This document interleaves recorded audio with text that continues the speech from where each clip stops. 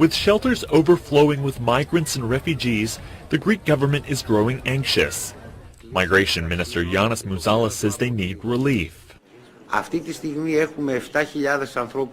the moment we have 7,000 people ready to be relocated and no answers from the European Union member states, which would be obliged to accept them. Therefore, we ask that this gap is covered.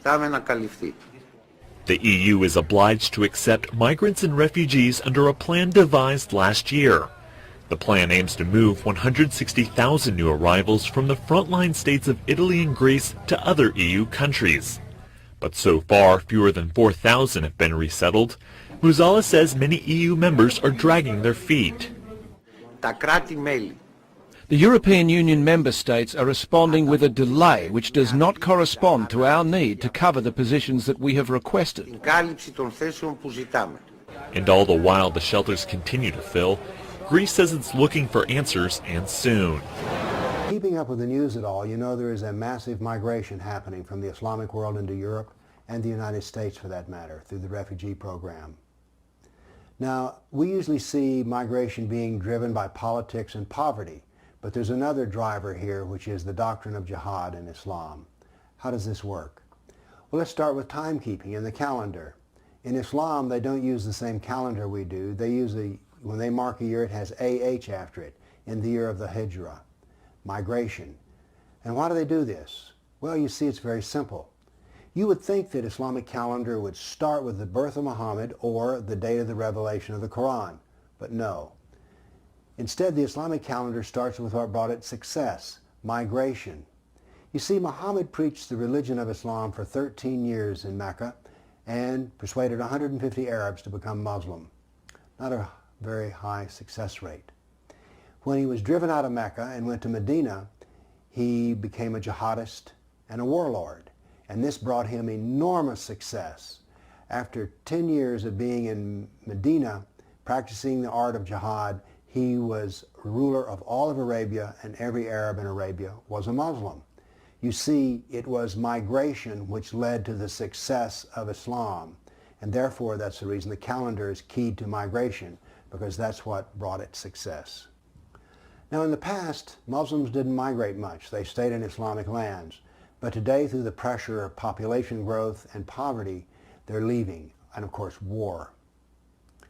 We help to destabilize the governments, and so therefore they're coming to those who actually destabilized their governments. It used to be that Muslims were supposed to stay in Islamic lands because that's where they could fully practice their Islam, where the Sharia ruled. But now then they're coming to America, and a new twist has been put on the migration doctrine. You can come to the land of the kafir, the non-Muslim, but you must as much as possible live in Muslim enclaves and obey as much of the Sharia as possible. Now, in the past, there was one argument that Muslims should not take any part of the Jahiliyyah doctrine, ignorant doctrine of the kafir, and to stay totally outside, to build a wall around the ghetto.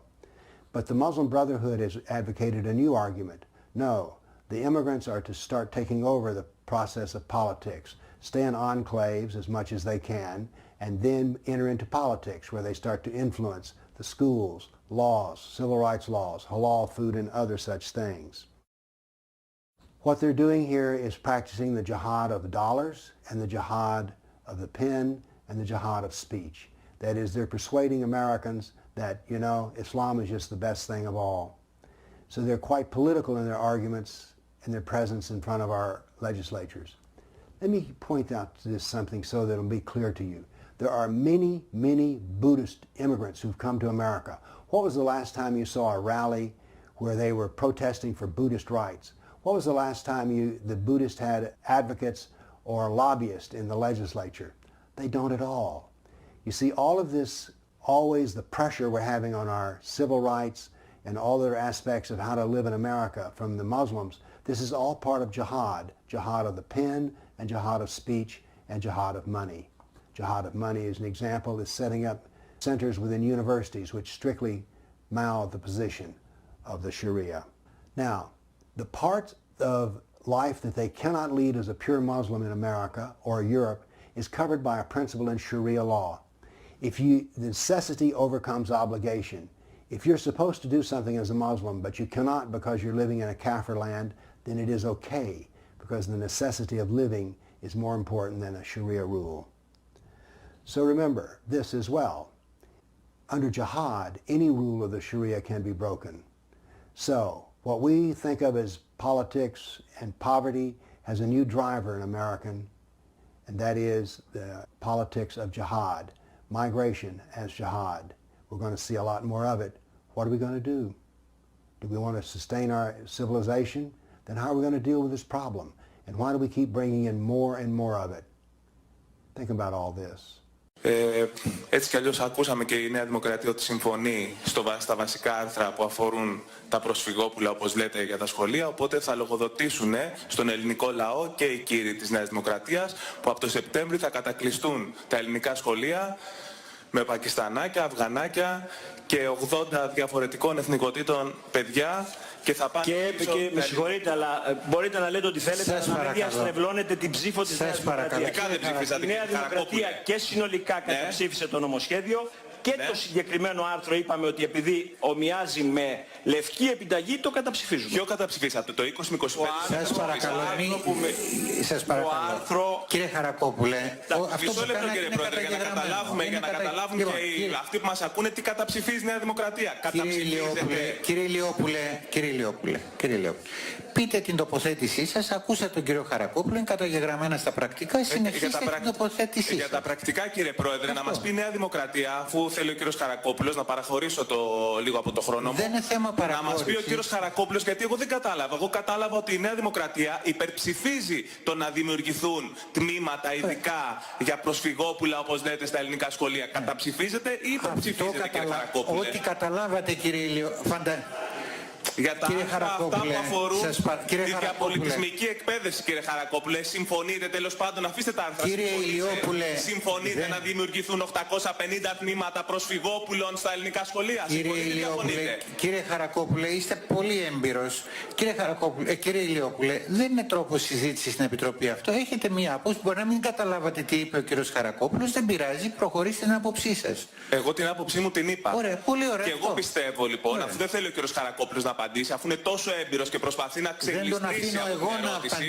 Δεν τον αφήνω εγώ να απαντήσει. Έχει τόσο μεγάλη εμπειρία και προσπαθεί να κοροϊδέψει τους ψηφοφόρους της Νέας Δημοκρατίας και κακώς πετάχτηκε. Αφού παραχωρείτε το χρόνο, αγαπητές συνάδελφοι. Ωραία, απαντήστε, συμφωνείτε να... λοιπόν ότι δεν ψηφίζουμε το άρθρο το τελευταίο που δίνει λευκή επιταγή στον Υπουργό να ρυθμίσει τα θέματα αυτά. Είπαμε ότι η κυβέρνηση από τη στιγμή που έχει τόσο ζωηρό ενδιαφέρον θα έπρεπε να είναι προετοιμασμένη, φέρνοντας συγκεκριμένες ρυθμίσεις να τις συζητήσουμε, να περάσει από τη βάσανο της διαβούλευσης και να αποφανθούμε από αυτόν. Δεν την ψηφίσαμε, είπαμε. Και εν το συνόλο δεν ψηφίσαμε το νομοσχέδιο. Ωραία, συμφωνείτε λοιπόν. Αν θέλετε για το ακροατήριο συμφωνείτε λοιπόν για το δικό σας ακροατήριο.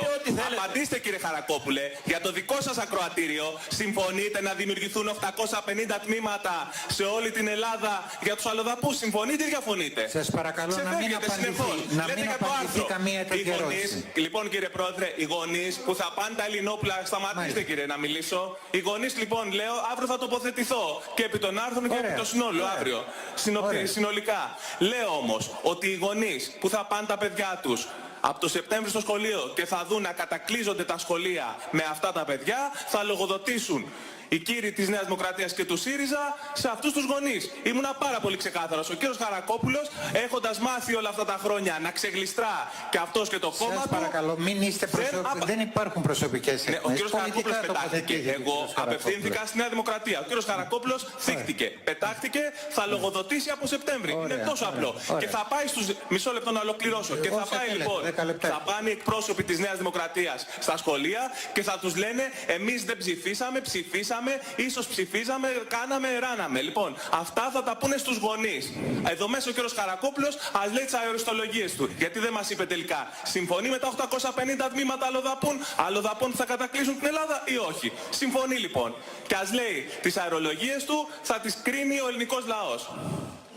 Πάντως να σας υπενθυμίσω ότι υπάρχουν και γονείς που θεωρούν πλούτο στην κοινωνία μας μια τέτοια κατάσταση. Αυτά κύριε Πρόεδρε, τα περί πλούτου, πείτε τα τώρα που θα ξεκινήσουν τα σχολεία, πείτε θεωρούμε πλούτο που θα έρθουν τα Αφγανάκια και τα Πακιστανάκια στο σχολείο. Μήπως όμως είναι,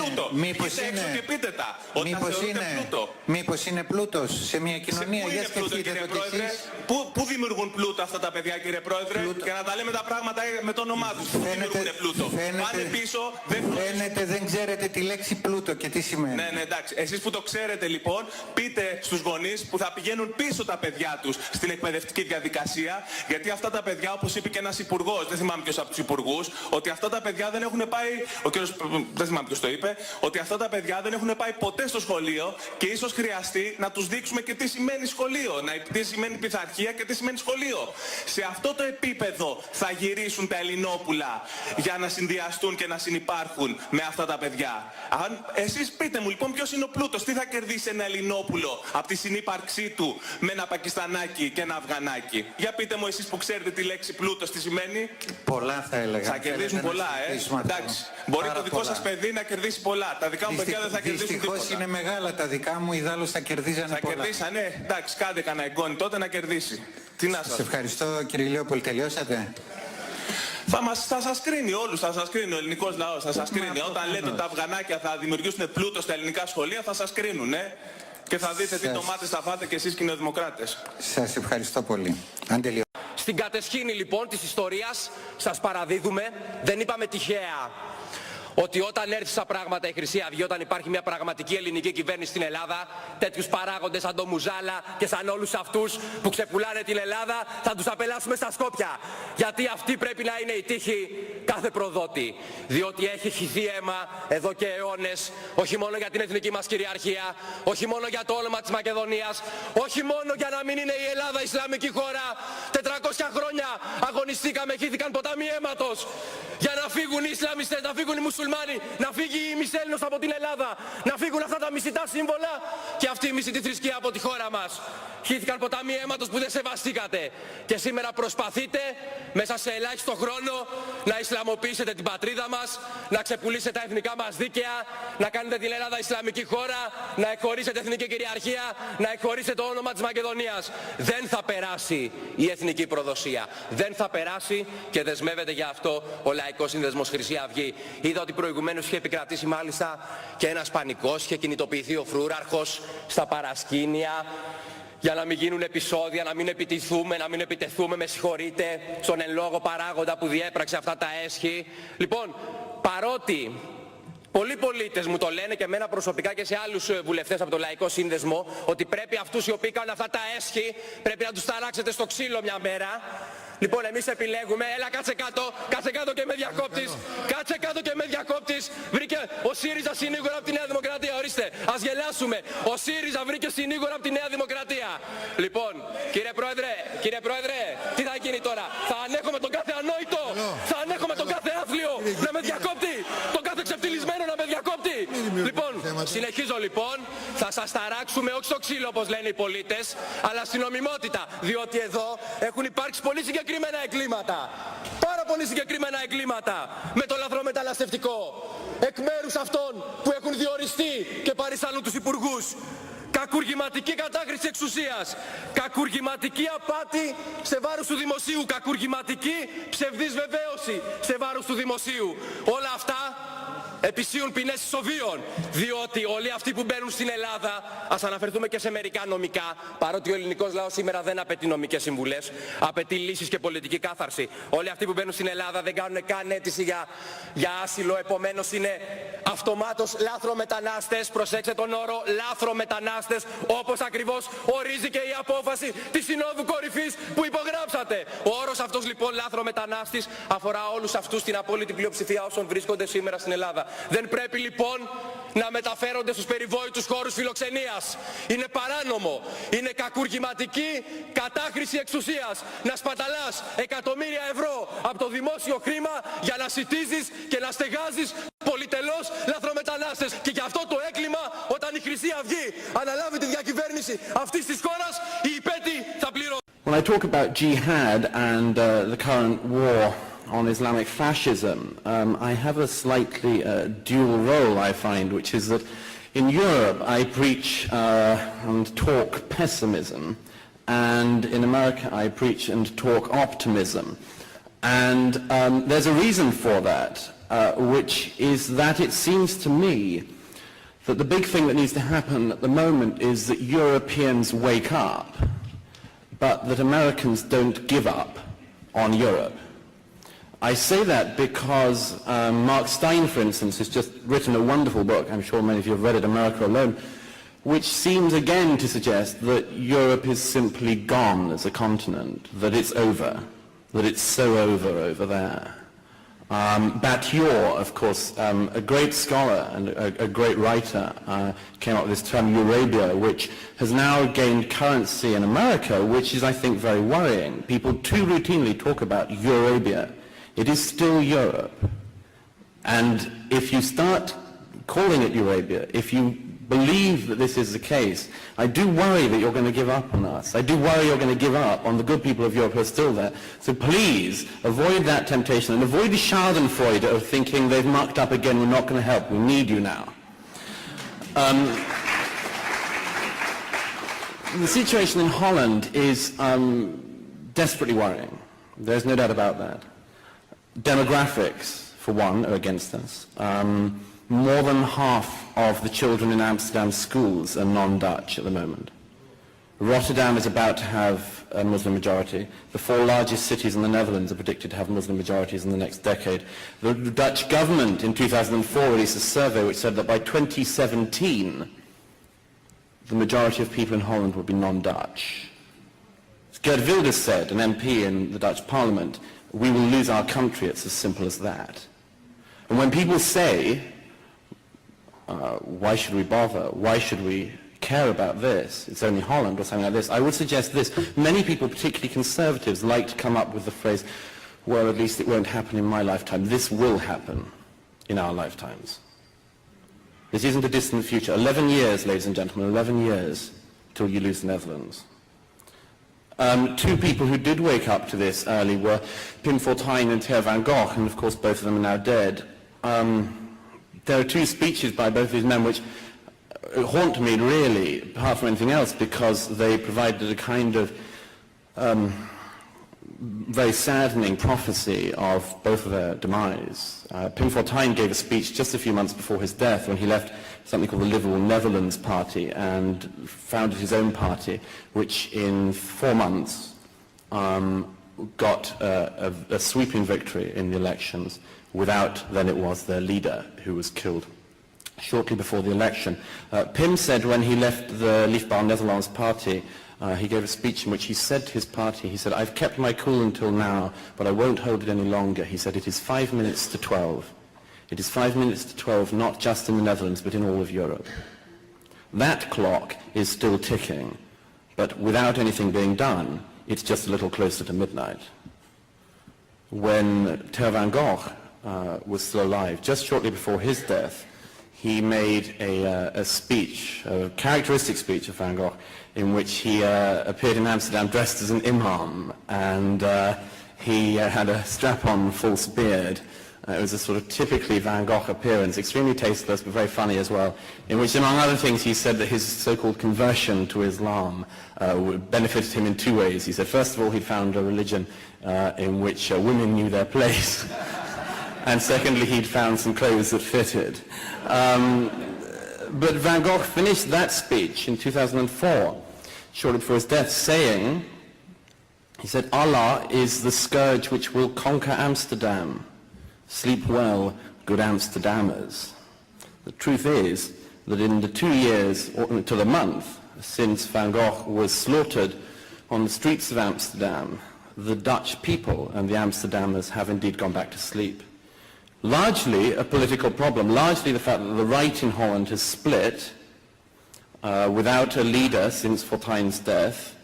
They don't know who to back, where to go, turnout's been dropping, and the parties that do exist, such as Wilders' party, have split and find no coherent voice. At the moment, as you also know, there are a set of private tragedies going on from Holland. Ayaan Hirsi Ali, you'll know of course, no longer lives in Holland. One of the immigrants that Holland needed most left.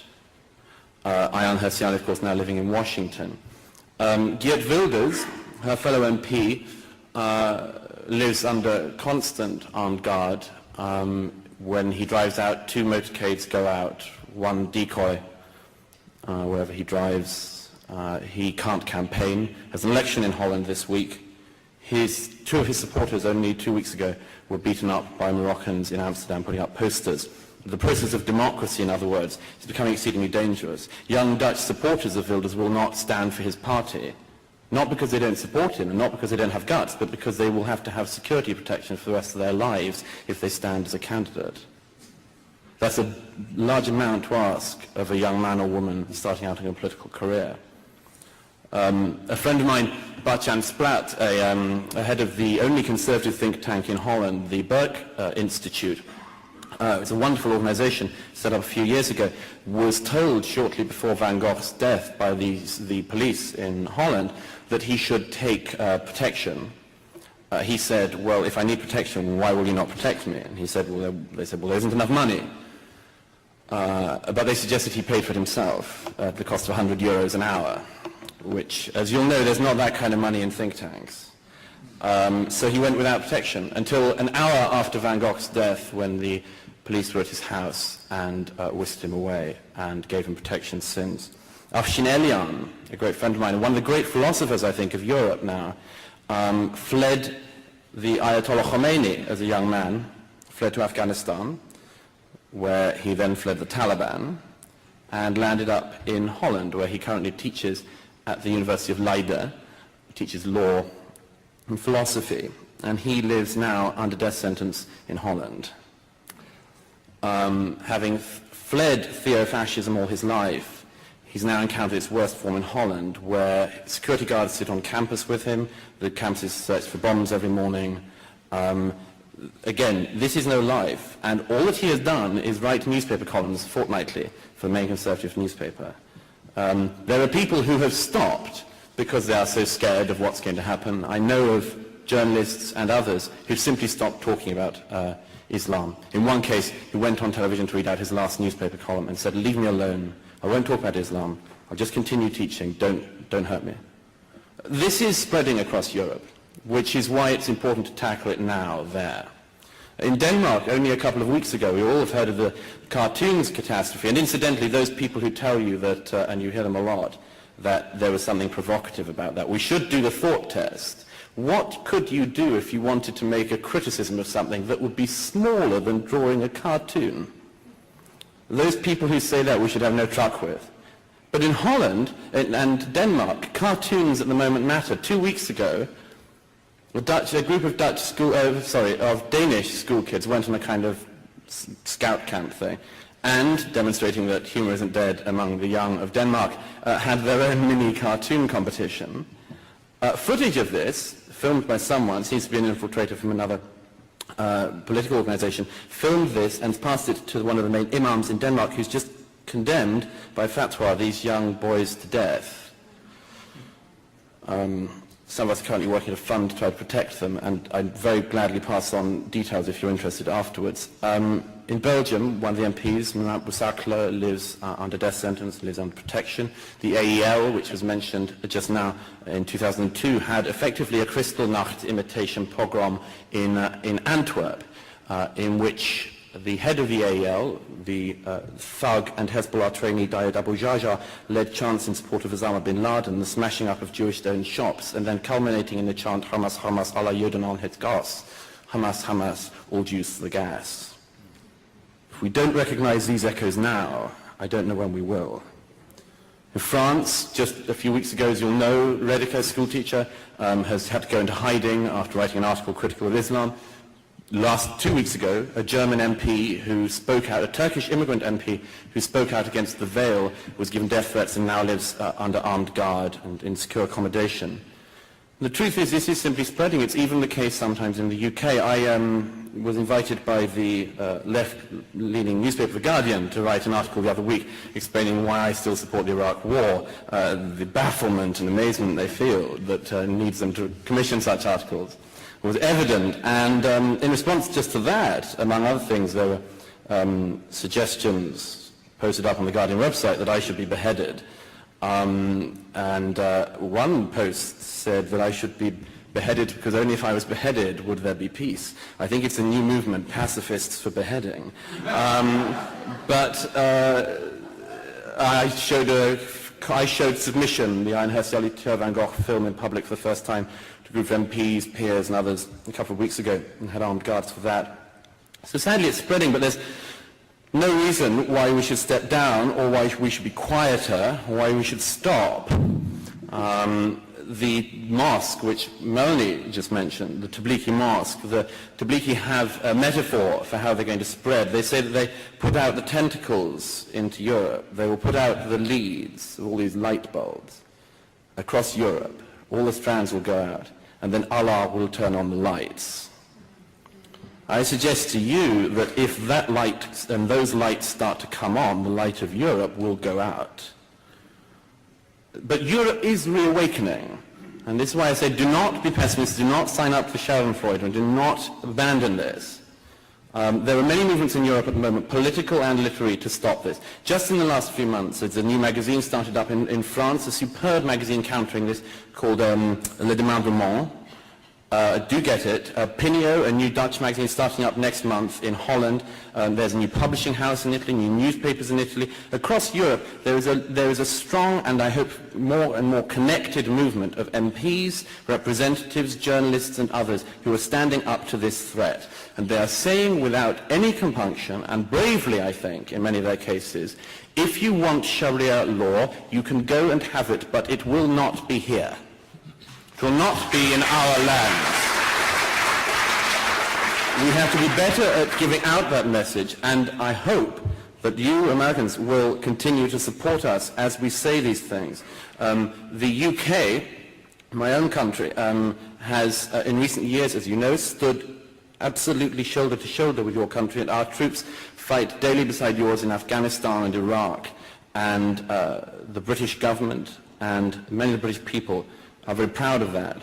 And it reminds me of, I'll finish here, but it reminds me of one of my favorite stories really of one of the greatest men, Winston Churchill, who in 1940, when Britain was still standing alone against the threat of fascism last time, Churchill invited the American ambassador to the court of St. James to discuss your country providing provisions to Britain in our darkest hour. And Winston Churchill, over a whole course of a weekend, persuaded your ambassador that he should give provision, military and so on, to Britain. And at the end of the weekend, when the ambassador was flying back to see the president that night, and he said to Churchill, I wonder if you'd be interested in knowing what I'm going to say to the president. And Churchill agreed that he would like to know. And the ambassador simply quoted from the second book of Ruth, the first book of Ruth, the second chapter, I'm sorry, and just said to Winston Churchill then, he said, this is what I'm going to say. He said, whither thou goest, I will go, and whither thou lodgest, I shall lodge also, and thy people shall be my people, and thy God my God. And then he said, added, even to the end. You kept that pact then. We have kept it in the last 5 years.